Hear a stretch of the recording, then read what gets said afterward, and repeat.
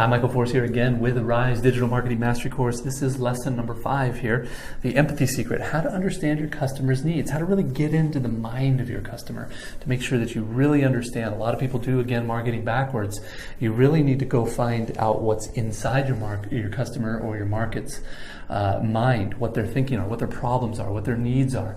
And then that's when you can actually make full circle into converting them into a sale or into a buyer, and they'll buy everything that you want or that you want them to buy because you're solving all of their problems and you're getting into their mind and adhering a solution or product to their problems or needs. So I'm going to break it down exactly how to do that here in lesson number 5. So let's jump into it and I'll see you on the inside. Hello, Michael Force here again. Welcome to lesson number 5, the empathy secret, how to understand your customer's needs, part of the Rise Digital Marketing Mastery course. Let's jump right in here. So in the previous session, we dove into some important motivators that customers have. Regarding the targeting of our prospects and customers, we've learned that we need to target customers who have a need, who have an emotional drive, who've started looking for a solution, and who have few or no perceived options available to them.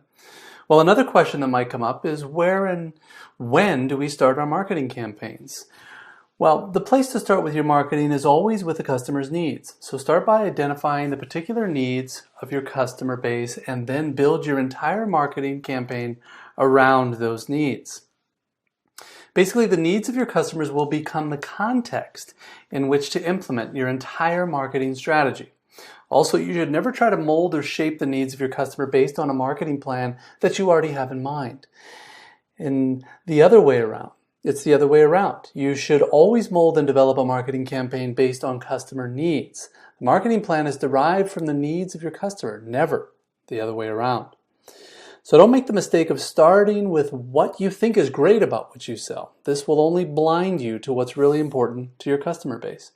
Customers only care about their needs and getting these needs met. Because you want to be an exceptional and successful marketer, this is all you should care about, to find out their needs and to meet them. First, you should keep in mind that customer needs are often hidden, so you're going to have to dig.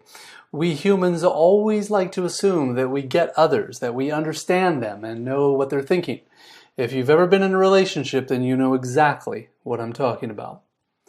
Well, guess what? It turns out when it comes to knowing what others think, we humans are not as good as we think we are.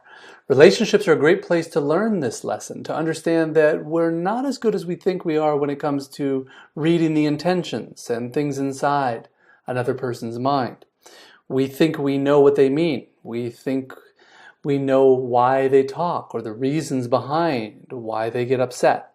But if we're really stop and ask our partners and then listen to them with truly focused attention about why they said what they said or what they really wanted or why they felt the way they felt. And when we went ahead and listened carefully, we'll discover that in almost every situation, the reasons behind what someone said or did, the reasons behind what someone wanted, and the reasons behind what they did is usually different from what we think it is. Moreover, it's usually different in important ways. So you should never assume that you'll get your customer and you'll never be able to really assume that you get your customer and know that what they're thinking. Assume instead that you don't get your customer, that you don't know what they're reasoning or what they're thinking, and that you don't know why you don't know. With this assumption in mind, you'll be forced to go do the research, which is necessary to find out what your customer needs really are. There is real money on the line in this case, and it's time to get serious about this because the price of a mistake when identifying a customer's needs is extremely high, but the reward for doing it right is tremendously great.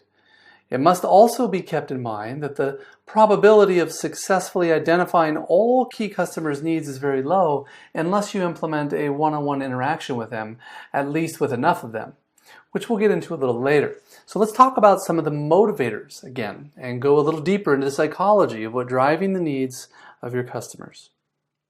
So we already talked about the tree and brain model where Dr. Paul MacLean put forward a concept stating that the human brain is actually made up of 3 smaller brain units. With this model, We know people with physical motivations also have emotional motivations, and we know they have mental or rational motivations as well. We also talked about the ideas of survival, reproduction, and status. And the primary of these is survival, of course.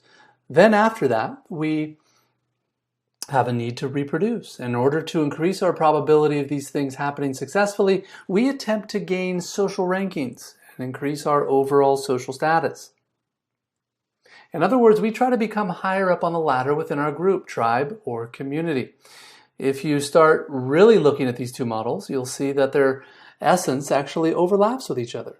To talk about another model, a model you've probably already heard of and one that's immensely valuable in this particular session, there's the Maslow's hierarchy of needs. And you may all have seen the pyramid, and the important thing to remember about Maslow's hierarchy is that it actually overlaps with two other models as well.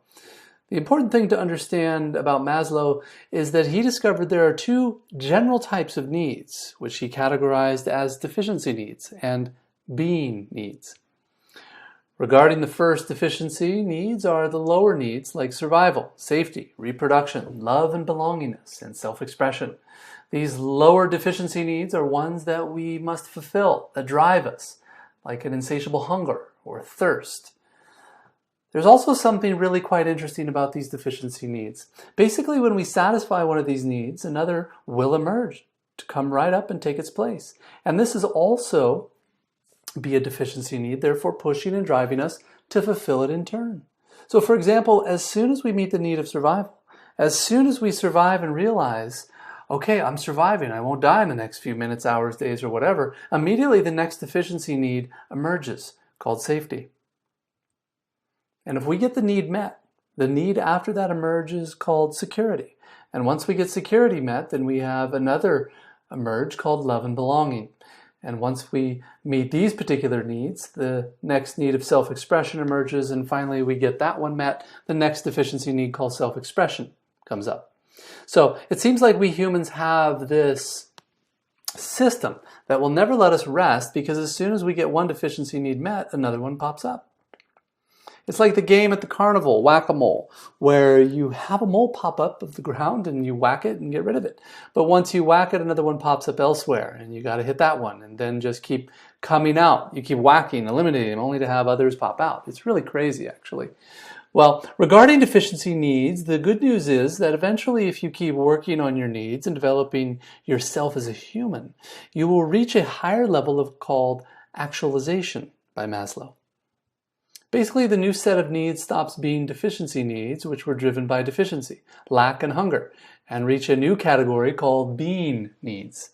These types of needs are much higher level than deficiency needs, and they are much more interesting in contributing to the world, to becoming all you can be, and ultimately to transcending and contributing in making a difference in the real world. But for now, we need to remember that the irrational needs driving us and driving most of our customers are these deficiency needs and are related to survival, reproduction, and status. These particular needs are not needs that occur as being optional to the average human. Let me say that again. These are not needs that occur as being optional to the average human. Rather, they are needs that simply must be satisfied, like hunger or thirst. They are needs that occur needing to go to the bathroom. They are needs that occur like running away to avoid being eaten and killed from a deadly animal that's chasing us. These are very powerful motivators and drivers. Now, if each of us has this ladder or pyramid that is a hierarchy of needs that's driving us, and each of us has a new need pop up once we solve the one before it, then that probably means that trying to convince people to what or to need something different than what we're needing at that particular moment is probably not going to work.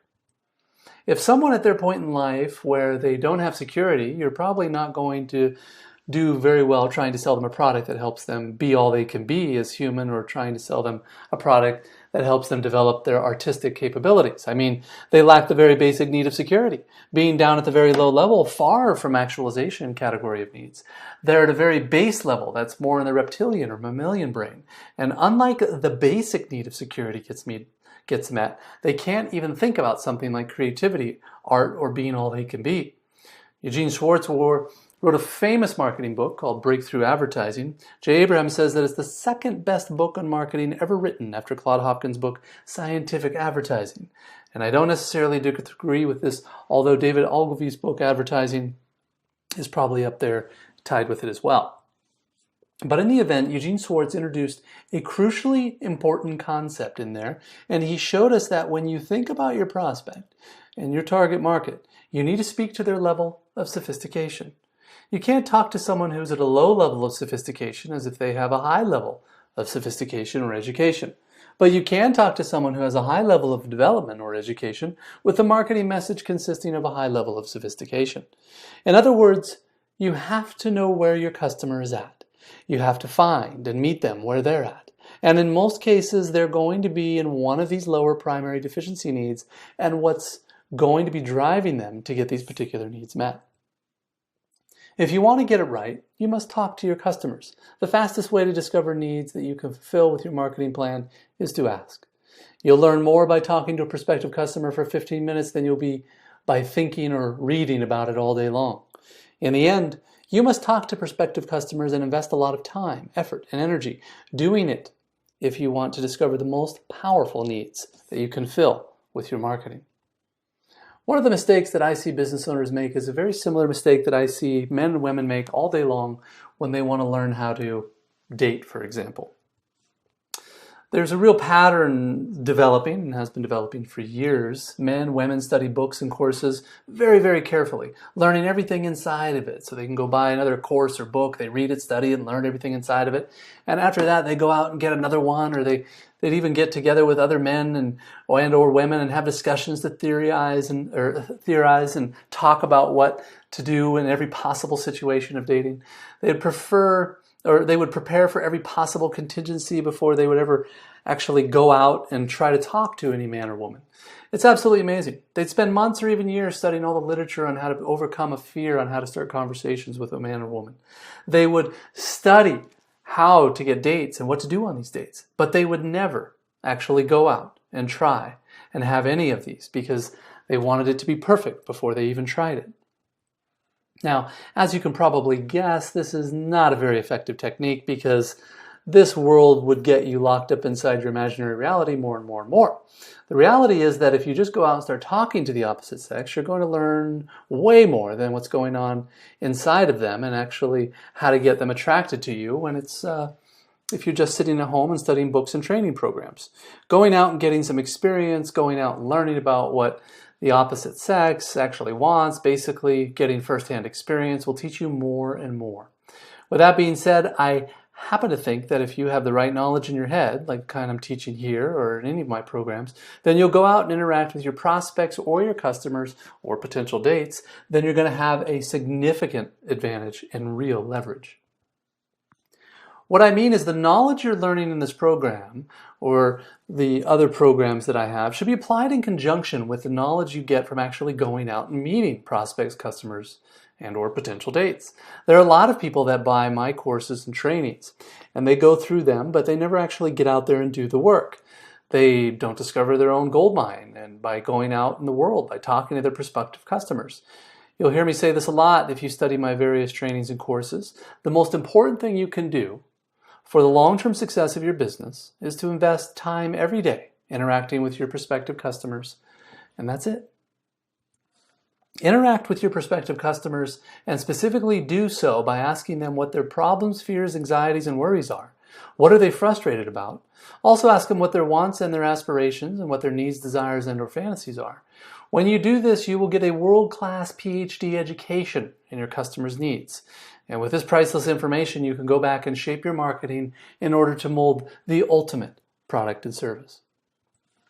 Now, when you're interacting with your prospective customers, you're not just going there to hang out. You're not just going to look for random needs. You're looking for emotional needs that are going unmet. As you research and consider your customers' needs, you must make sure to pay special attention to those needs that are going unsatisfied. A need that isn't being met is far more powerful as a buying motivator than a need that is being met or a need that your prospective customer thinks they can meet themselves. So, well, we talked earlier about this idea of targeting customers who are motivated and proactively looking for solutions and have few or no perceived options. Here's how you find that niche of customers, that slice which has a strong emotional need and that are proactively looking for solutions but can't find them, so begin to feel low on options. You do it by researching and talking to prospective customers and asking, what is your fear of frustration? What's something you sorely want or something you greatly aspire to? And then they tell you, but you continue to keep digging until you find something that they're trying to solve and can't get met. So let's say, for instance, that you're teaching people, let's say, how to get a date. Then you say, okay, Michael, you've, blah, blah, blah, in this case, I would say to you, well, I meet one level of need, but not all of them. Why don't you go out over the prospective customers and dig up some more info yourself? Why not go out to your prospective customers, men or women, looking for dates and say, okay, great, what's your biggest fear? What's your biggest frustration? What's your biggest want or aspiration? Then you're definitely going to find a need that right there and that is going unmet. A need that my products haven't met yet, and that as far as they're concerned, no products have met. Now, there may be products that met the need or solve the problem, but if most men or women are not aware of them, then that's a really big opportunity for you. I've actually seen companies do very well by simply traveling around the world and looking for newly emerging needs beginning to get met in markets, and then translating those needs and the way to satisfy them to other places.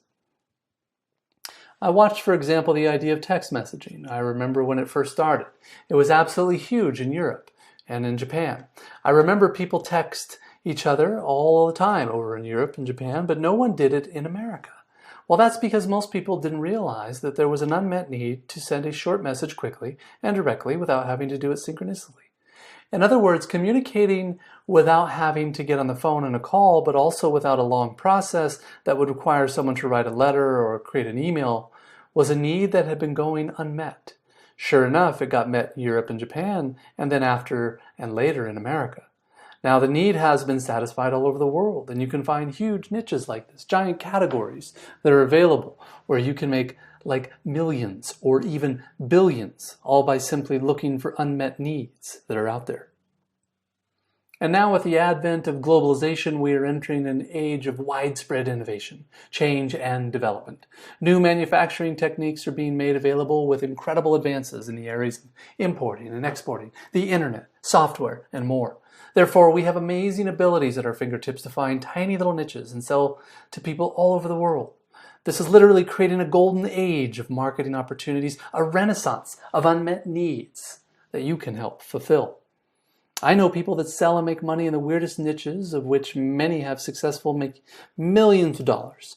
These niches include things like swords and acne medicine and highly specialized clothing and amazing different things aimed towards extremely small target markets and audiences.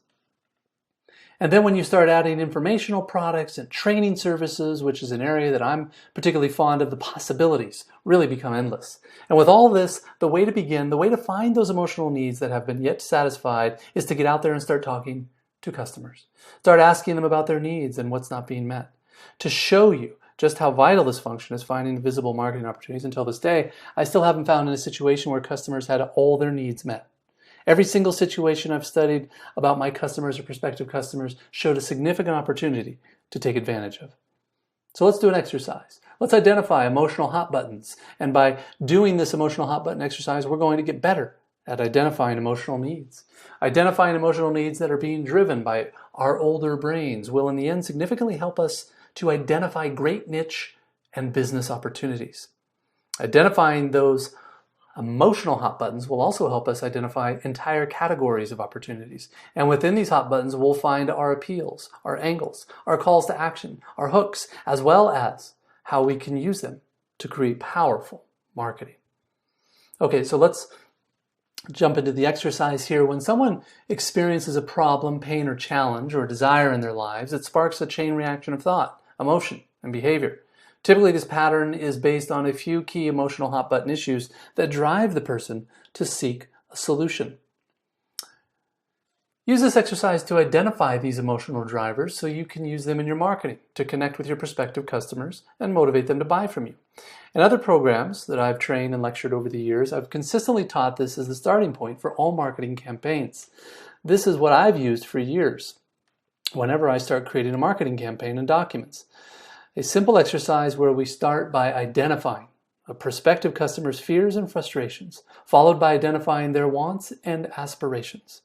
In other words, we first attempt to identify things that we want to move away from, and then identify things that we want to move towards. Remember, we're twice as motivated to get away from our fears, frustrations, pains, and anxieties as we are to get closer to our wants, desires, and aspirations. So we want to put about twice as much attention in this area. So we're going to start thinking of getting inside the prospective customer's head and into the perspective of what's driving them. Ultimately, we're going out and start asking them questions within this mindset, using the methodology that's going to lead us to the insights that will give us big opportunities. So right now, what I'd like you to do is take about 5 minutes and write down what you believe to be the biggest emotional drivers, the biggest fears and frustrations, the wants and aspirations, and the irrational that is driving your customer to seek a solution and to solve their problem.